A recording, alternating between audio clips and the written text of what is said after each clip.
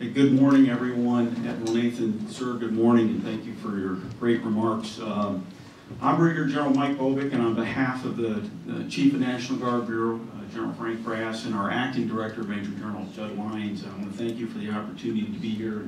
And Captain Makita, you mentioned my bio here a little while ago, and all of you that are serving today or have served, you remember in your duty description block, there's always that little phrase there that says duties as directed. And one of my additional duties as directed is to have some oversight over and work with our medical professionals in the Army National Guard and the Air Guard and the Joint Staff. And in one area I've been working about the last 6 months is in our suicide, sexual assault prevention, as well as our behavioral health. So I appreciate the opportunity to be here today. I'm an aviator by trade, but I did sleep at a Holiday Inn Express several months ago, and they said, hey, you know enough about men and women serving in our nation and in our Army and Army National Guard, and you understand what it takes to work with them and lead them, and then more importantly, take care of our soldiers, and I do. And I'm very honored and proud to have an opportunity to continue to contribute to the health and well-being of our soldiers. I want to talk a little bit about the Army National Guard and some of our unique challenges and some of the programs that we are working both at the Army Guard level or Air Guard to some degree, and certainly at the National Guard level. And I want to highlight some of those challenges as well as what we're doing. You know, our Army National Guardsmen serve under the command and control of our state governors unless they're federally activated for service. They have been heavily engaged in combat missions in Iraq and Afghanistan over the past 13 years, and as well as responding to national emergencies at the national level as well as at the state level over this past 13 years. Our men and women serving in the National Guard today are not in a guard that their grandfather served in. We are definitely training more than a week in the month and 2 weeks during the summer. And that shows by the readiness of our men and women to respond to emergencies in their state, as well as being able to quickly mobilize and deploy for operations overseas. Because of our geographically dispersed, part-time nature of our force, our behavioral health programs have to adapt to serve our unique needs. Our soldiers don't live near large bases. We don't have continual access to clinics, and we don't come together on a daily basis.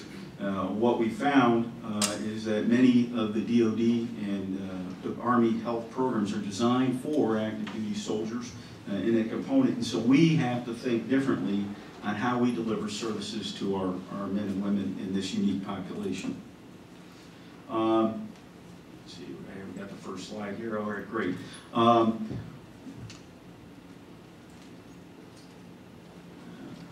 Next. There we go. Nope. I'll make sure we get that right slide. We do have some challenges, and I'll just briefly touch on them. And the first thing, and I know all our services have some tough resource decisions to make.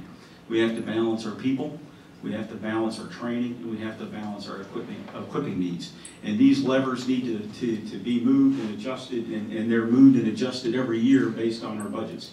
And so we have to manage those. We have to make sure that we have the right programs. We can certainly expect those programs to receive greater scrutiny, and they deserve to be scrutinized. And we need to make sure that we have programs that are efficient and effective. We have grown and we have added so many programs over the last 12 years, and some programs are very effective, others not so much. So we have to make sure we have the right metrics in place to evaluate those programs, and then make those adjustments to the programs that are more effective, and then obviously punt on the programs that are not so much. One of our challenges is with 54 states and territories, each and every one of our states have unique challenges based on the geographics of that, Montana versus New York City.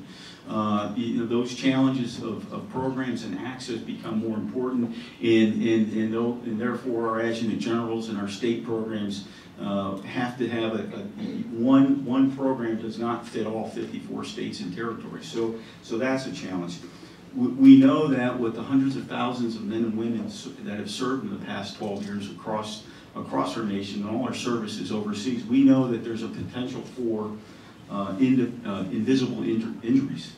Those include PTSD, traumatic brain injuries, as well as psychological effects. We know that the treatment for those injuries have the potential for being extensive as well as expensive. Diagnosing those health issues is much more difficult than the obvious physical injury, as you all know. And a lot of it is dependent on the truthfulness of our soldiers and servicemen to answer screening questions, to come forward and bring those issues forward to our healthcare providers. And then obviously we need the help of not only family members but other service members that live and work with these soldiers and service members. I'll say soldiers, but I do mean across all the components, to bring and to watch and look and listen to what our folks are doing and to bring forward, when they see something that might not just be right. Admiral Nathan brought up stigma and the reduction, and that is a top concern. We have that warrior ethos that pick up, let's move out and do things, and we have to overcome the stigma of psychological health injuries. And lastly, suicide and high-risk behavior reduction remains an incredibly difficult problem. It has the top interest of our Army senior leaders as well as our Department of Defense, and we need to continue to work and strive to reduce high-risk behavior and suicides across our force. When it comes to the Army National Guard and behavioral health programs, our most important consideration is that our soldiers live and work at home, they work in their communities, they have civilian jobs, they go to school, they do the normal activities that our civilian population in American life do. When they're, and they drill in their armories and their facilities generally two days per month on a weekend. They come together for 15 days during annual training, and there's other opportunities that they meet, and we are certainly training, but we don't see them every day. And so how do we have an opportunity to reflect on what they're doing, or necessarily work with them to seek medical attention if they're not near a military base? So those are some of the challenges that we have. Our active duty soldiers, they can go right across base to a health facility and seek that health care almost 24/7. We don't have that in Bose, Montana. So how does that drilling guardsman get that psychological help on Wednesday in the middle of the week and doesn't have drill until next month? That's a challenge for us. Another major consideration that greatly complicates our ability to provide health care is the duty status of our soldiers.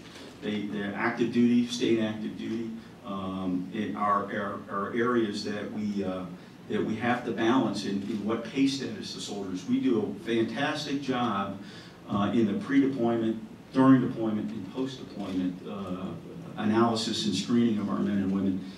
But once they step away from that over a period of time, we start to have challenges because depending on that pay status and the duty status of our soldiers, how do we then get them that access to either TRICARE or the VA, or do we try and utilize our programs such as Give Now or other nonprofit programs that help our soldiers. So we have some challenges there. And then again, I'll reiterate that every state has a different program, policy, or process that we have to work to standardize to help get access to health care for our soldiers.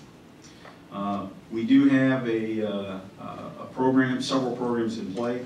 One of our major focus areas is the Directors of Psychological Health in our states. That program was stood up a couple of years ago. It was a program initially, we had help from Congress to stand it up. And we went primarily to a contractor-based program that has worked very well. There are some terrific men and women in our states that are working with our soldiers every day. But the challenges of a contract have also come to light. And as many of you are aware, if you've worked with, in our defense financial process, how we do business, it's difficult. And you know, I will tell you today, we have a challenge. Our contract was up for bid. The new contractor was selected, and you have all the issues of transition from one to another, and that causes gaps. And you can't have gaps in taking care of men and women. You can't, you know, when the soldiers work with one person for a period of time, and 1 year or 2 years that contract's in place, and all of a sudden new contract, maybe that DPH director didn't move over for a variety of reasons. So that is something that we've had challenges. So we're moving forward to have a full-time dual status military technician that will help us bring consistency, continuity, and as well as greater flexibility to our psychological health programs in our state.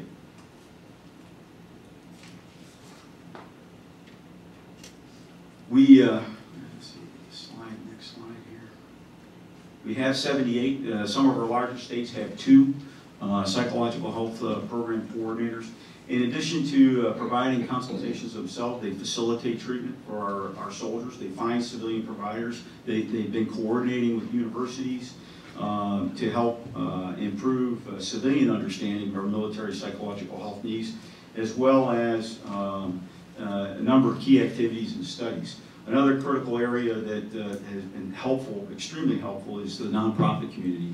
Programs such as Give an Hour, where civilian psychological health care providers donate an hour of treatment time for our soldiers, providing a great resource in helping build linkages with their soldiers as well as their civilian communities that they live in. And it helps fill in a treatment gap that we are trying to fill with policy and funding.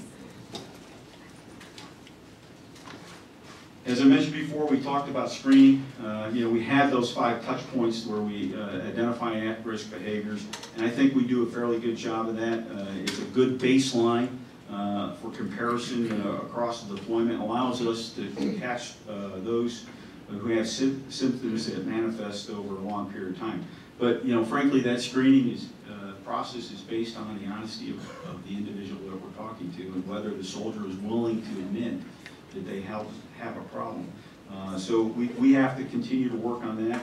We have to work with our opportunities with our soldiers to catch those individuals that are potentially hiding a problem, so that we can actively work with them to help solve that. And we know there's more to be done in that area.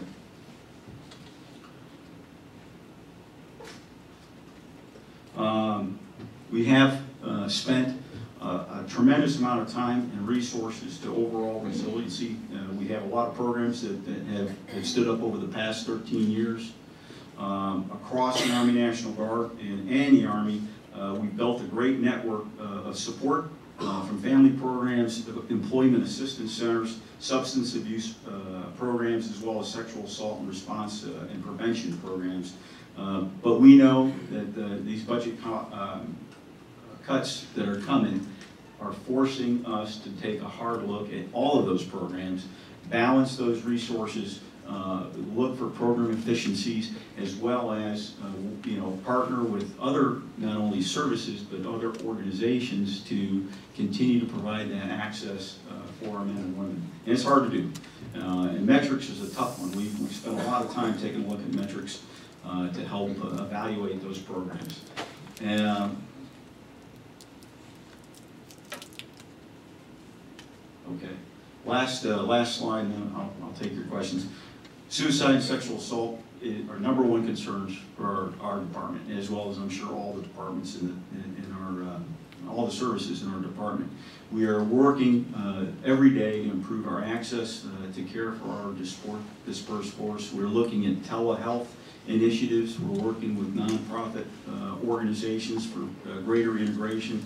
We're working very hard to not only sustain our programs, looking at our metrics and how to get greater efficiency, but we're looking for other opportunities, and finally reducing the stigma amongst our soldiers. I think those are all areas that continue to need emphasis, and we're working hard.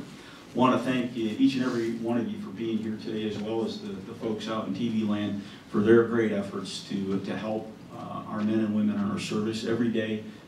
As General Nathan mentioned, we have men and women in harm's way and we need to make sure that we have the right programs, policies, and funding in place to take care of them when they get back home. Not only when they get back home from an active duty, but months and years beyond their services overseas.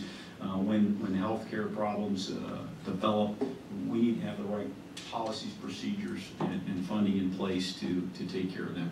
Thank you all for being here today, and I appreciate what you do.